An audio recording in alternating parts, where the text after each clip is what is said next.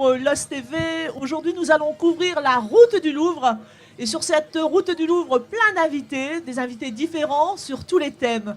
Et nous allons commencer sur un thème qui nous tient particulièrement à cœur, puisque les Lossois se sont vraiment impliqués fortement pendant les deux guerres, la Première Guerre mondiale et la Seconde Guerre mondiale.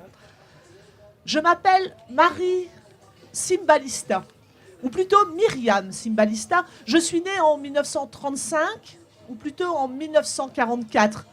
Enfin, c'est cette année-là que je ne suis pas morte. Ma vie sauvée, c'est une petite histoire dans la grande histoire. Florence Chaumorcel a trouvé les mots justes pour vous la raconter comme si vous y étiez. Bonjour, donc l'histoire de Marie n'est pas une histoire ordinaire, ou plutôt elle l'est, puisque durant la Seconde Guerre mondiale, nul n'est censé ignorer que les familles d'origine étrangère et les familles de culture juive notamment ont été persécutées par les nazis. À Los Angeles, on était en pleine zone interdite. Tout le monde sait que Los Angeles est une ville minière. Il y avait une famille qui s'appelait la famille Tiziak. Cette famille, le papa était mineur et la maman gardait des enfants, et notamment des enfants juifs, puisque la communauté juive de Lens était très importante. Si on se réfère à la rafle de 1942, qui est moins connue que la rafle du Veldiv, mais pourtant la même année, à Lens, le 11 septembre 1942, 528 Lensois de culture juive ont été déportés. Dans ces 528 Lensois se trouvait la famille Simbalista au grand complet, les parents, les grands-parents, les oncles, les tantes. Il manquait juste Myriam et Norbert Simbalista. Alors il manquait pourquoi ? Parce que une nuit, M. Baudry, un commerçant lensois, va à la demande des Simbalista qui se méfient, qui se doutent que quelque chose va arriver, va emmener ses deux enfants en pleine nuit dans une charrette avec leur lit et va les mettre dans la famille Tiziak, qui, elle, est une famille polonaise, comme il en existe beaucoup à l'époque. Le papa est mineur, je vous l'ai dit, et ces gens vont tout risquer, leur vie, la vie de leur famille, pour sauver ces deux enfants. Alors, ils vont les sauver comment ? Tout simplement en les cachant. Ils vont vivre parmi la famille Tiziak, comme si c'était leurs propres enfants. Ils vont les emmener avec les moyens du bord, les cacher. Et les cacher où ? Les cacher dans la maison. Mais vous savez qu'on est en pleine période de guerre. Le cachet des Juifs est un grand risque, mais surtout peut permettre de gagner de l'argent pour des familles qui vont dénoncer. Et effectivement, en 1942, donc les enfants arrivent, je vous l'ai dit, au mois d'août. Et en 1944, la famille Tiziak est dénoncée. La Gestapo va aller chez les Tiziak, au 106 route de Béthune à Los Angeles, et va entamer une fouille de la maison. Les enfants n'ont pas eu le temps de se cacher. Ils sont cachés sous un lit, et il a de fortes chances pour que ces enfants soient découverts, puisque vous savez que quand la Gestapo arrivait quelque part, en général, ce n'était pas des rigolos. Donc ce qui va se passer, c'est que monsieur et madame Tiziak, qui sont polonais d'origine, qui sont arrivés dans les années 20, comme beaucoup de Polonais dans le Pas-de-Calais, n'est-ce pas, sont passés avant par l'Allemagne et connaissent un peu l'allemand. Et alors, on ne sait pas pourquoi, coup de chance, miracle, nouveau miracle, la Gestapo va être complètement endormie par monsieur et madame Tiziak, qui vont se mettre à leur parler en allemand et vont leur raconter toutes sortes de banalités sur l'Allemagne. Ils sont passés à tel endroit, etc. Et chose extraordinaire, encore une fois, la Gestapo ne verra pas, ne trouvera pas les enfants parce que, discutant avec les Tiziak, ils ont oublié de fouiller totalement la maison. Alors justement, Florence, ils ont oublié de fouiller cette maison. Pendant combien de temps les enfants seront cachés ? Alors, les enfants sont cachés de 1942, d'août 1942 à la libération du Pas-de-Calais, c'est-à-dire en septembre 1944. Ils seront cachés dans une porcherie, c'est-à-dire qu'à partir du moment où la Gestapo est venue, les enfants seront en permanence dans une porcherie au-dessus des cochons. Et Myriam raconte, puisque nous avons retrouvé, grâce au travail de Madame Rosac, qui est professeure d'histoire au Collège de Los Angeles, à Madame Lucas, qui est bénévole sur beaucoup d'associations, nous avons retrouvé toute cette histoire. Donc Myriam est partie ensuite en Israël, vivre, oui. Ainsi que Norbert. Nous savons maintenant que Los Angeles et d'autres villes de France ont mis à l'honneur donc justement ces personnes qu'on a appelées les justes. Alors les justes, en fait, être juste, le titre exact est juste parmi les nations. C'est la plus haute distinction décernée par l'État d'Israël. Elle n'est décernée qu'aux personnes non juives, ayant sauvé bien sûr au péril de leur vie des personnes juives, sans aucune compensation financière. Et c'est ce qui va se passer. Alors, les Tiziac n'ont jamais parlé de cette histoire. Cette histoire a été tue Personne ne connaissait cette histoire. Elle a été découverte tout à fait par hasard. Parce que dans Goeria, nous avions lu un article concernant le réseau de résistance du POWN, qui était le réseau polonais, duquel faisait partie la famille Tiziac. Et on avait lu juste 2 lignes. 2 enfants auraient été cachés dans cette famille. À partir de là, nous allons remonter toute cette histoire. C'est vraiment un grand travail d'histoire. Oui, c'est un travail qui a été fait avec des élèves, je tiens à le préciser, parce que c'est un travail qui est fait à Los Angeles. On travaille beaucoup sur l'histoire. L'histoire, pourquoi ? Parce que l'histoire est un éternel recommencement. Et quand on voit ce qui s'est passé lors de la Seconde Guerre mondiale, qui a été une guerre, on va dire, habituelle dans le mauvais sens du terme, c'est-à-dire avec des soldats, bien sûr, mais aussi avec une pression sur les civils qui a été absolument extraordinaire dans l'horreur, puisque c'est après la Seconde Guerre mondiale que va être créée une notion qui ne l'était pas avant, qui est le crime contre l'humanité. D'accord. Donc maintenant, l'on sait qu'il y a également beaucoup d'échanges entre Israël et l'OS. Oui, alors je tiens à préciser, que c'est pas entre l'État d'Israël, c'est entre des gens. Hein, on est dans l'humain là, on est totalement dans l'humain, voilà, complètement. Fait, bien sûr. Donc les personnes résident donc en Israël. Oui, tout à fait. Combien de familles on peut compter maintenant à l'os qui auraient aidé? Alors, sans pour autant être juste, parce qu'on peut dire que des personnes n'étaient pas nommées justes, alors qu'ils ont quand même aidé, puisque le réseau de résistants était très important sur Los Angeles. Voilà, au niveau de la Seconde Guerre mondiale, on va toujours penser qu'il y en a eu, et forcément, des résistants, mais la résistance, c'est pas uniquement poser des bombes, c'est pas uniquement aller distribuer des tracts, c'est déjà réfléchir. La première des résistances, je pense, c'est de réfléchir. D'ailleurs, il y a un livre qui l'explique très bien, qui s'appelle Il faut désobéir, et déjà, quand vous réfléchissez, vous êtes en état de résistance pour un régime nazi ou pour tout régime totalitaire, quel qu'il soit dans le monde, et encore maintenant. Voilà, donc tout à l'heure, tu nous faisais une petite tirade, tu nous disais qu'en fait, si on oublie le passé, on ne peut pas aller sur l'avenir.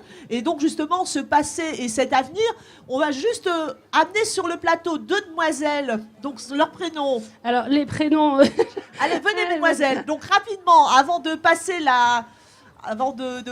le micro à Jackie, donc ton prénom? Maud. Ophélie. Voilà, Maud et Ophélie sont dans des classes de Los Angeles et ont travaillé autour de ce sujet. Et Ophélie est une passionnée, elle est régulièrement à la médiathèque, régulièrement elle nous demande des CD, des DVD, des documents. Elle a amené carrément sa classe, puisque normalement on ne travaillait pas avec les CM2 cette année, elle a carrément demandé à ses enseignants de venir et ils sont venus et ça s'est très bien passé. Donc le devoir de mémoire, quand on sait qu'à quelques kilomètres d'ici, à quelques heures d'avion, il y a encore la guerre. 160 pays dans le monde sont en guerre. Donc, grâce à des jeunes filles comme ça, on peut se dire qu'en France, eh bien, on est à l'abri. On n'oublie pas les anciens. Donc, sachez que quand vous passez à côté d'un papy ou d'une mamie lossoise, oh là là, il est vieux, il se traîne, peut-être qu'à la caisse d'un supermarché, oh là là. Et quand on imagine quand il était jeune, beau et fringant, eh bien, il était peut-être résistant. C'était peut-être le plus grand résistant de l'os. Et c'était peut-être celui qu'après, à la Libération, il a fait danser toutes les jeunes filles sur cette place de la mairie. En tout cas, merci à toi, Florence. Merci Maud. Merci Ophélie. On retrouve Florence à la médiathèque de Los Angeles, puisque c'est elle qui règne sur le grand monde des livres de Los Angeles. Et en plus, elle écrit des petites choses, mais on le saura plus tard. En tout cas, je vous rends l'antenne, puisque dans quelques instants, de 39-45, nous allons passer à 14-18. Et pour 14-18, pour ce lancement de 14-18, on va appeler un piou-piou. Venez, monsieur Piquet. Voilà, à vos ordres, venez, devant. Et regardez ces 2 générations. Les 2 générations, un piou-piou. Donc votre prénom? Francis. Voilà, donc Francis Piquet, qui représente ici le piou-piou de 14. Mais nous avons donc Jackie, l'animateur de Los TV, et Alfred Duparc, qui pourra en parler plus longuement dans quelques instants. Merci à vous et à tout de suite pour 14-18. Je voudrais ajouter, regardez le képi de monsieur Piquet, Francis Piquet, c'est bien le 90. S'il l'a fait, c'est pas gratuitement, c'est parce qu'il sait qu'à Los Angeles, le 90e régiment d'infanterie a engagé la première bataille. Première bataille, et il y a eu si vous voulez, des pertes humaines absolument catastrophiques.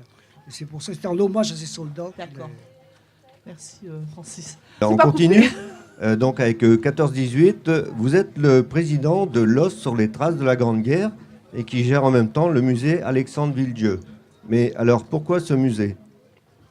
Alors pour commencer, on va pourquoi une association L'Os sur les traces de la Grande Guerre? C'est parce qu'à Los Angeles, il y a 3 grandes batailles. Alors, les 3 grandes batailles ont fait, si vous voulez faire le compte, 80 000 morts et disparus. Sachant que ce qu'on appelle la bataille de Los, c'est une bataille qui s'est déroulée sur 12 km de Los Angeles à Ho Chi Minh. Los Angeles, toute cette partie du front, si vous voulez, encore actuellement, il n'y a pas longtemps, il dit dans cette rue, on remonte du sol, des entrailles de la terre, des restes humains. Des restes humains qui sont des soldats français, des soldats britanniques, des soldats canadiens, des soldats australiens, des soldats, vous voyez, un petit peu de toute partie du monde. Et on essaye, à travers le musée, de les faire revivre. Savoir, vous êtes qui? Vous êtes venus, hein, vous avez sauvé la liberté, vous êtes qui? Alors, on peut imaginer, Jackie, toi qui connais aussi cette époque, puisque tu es lossois. Non, mais je ne connais pas le musée. On peut imaginer ce jeune anglais, on va prendre un anglais, un jeune britannique. John, il est chez lui, il est peut-être en train de faire du jardin. Et soudain, il y a un appel dans son village, dans sa ville, et on lui dit, tu prends les armes et tu vas combattre dans un pays que peut-être tu ne connais pas, où tu ne t'es jamais rendu, la France. Et ce garçon, mu par un panache, parce qu'on y va, on est jeune, on a plein d'allants, et on y va, et on traverse la Manche pour aller sauver, finalement, ces Français qui sont en déroute, dont déjà beaucoup de bataillons, beaucoup d'unités sont tombés.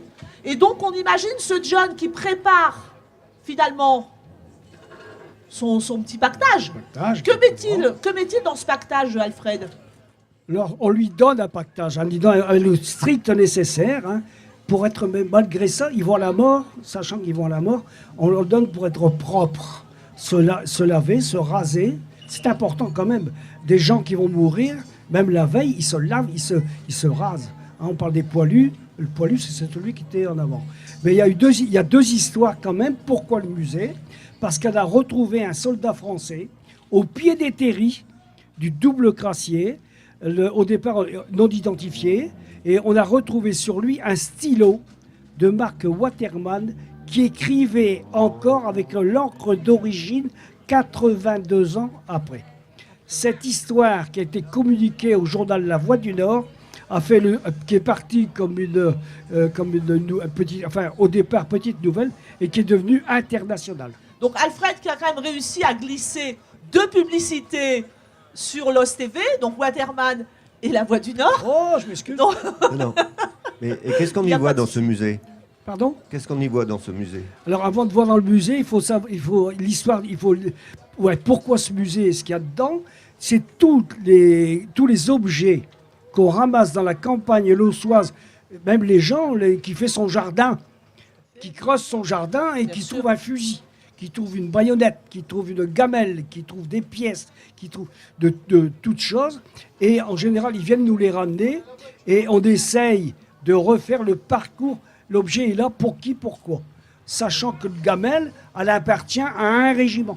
Donc le régiment, on va savoir qui. Donc on va savoir d'où il vient. Donc ça veut dire qu'il peut toujours être alimenté, ce musée? Alors, normalement, d'après les spécialistes, on en a encore pour 200 ans à extraire du sol tous les objets. Effectivement, oui. D'accord. Tout à l'heure, tu parlais donc de l'uniforme de Francis. Est-ce que tu peux de nouveau nous le décrire? Et ce pantalon rouge, qui finalement est plutôt dangereux, on imagine un pantalon rouge dans un champ de blé, qui est vraiment une cible. Pourquoi cette tenue, finalement, qui est un petit peu bizarre, puisque le rouge, c'est quand même assez voyant. Alors, si vous voulez, les Anglais, quand ils sont venus, ils étaient déjà habillés camouflés en kaki. Et quand ils ont vu nos piou-piou habillés comme ça, ils ont dit les Français, ce sont des malades. Les Français, ce sont des malades, et surtout les officiers supérieurs français.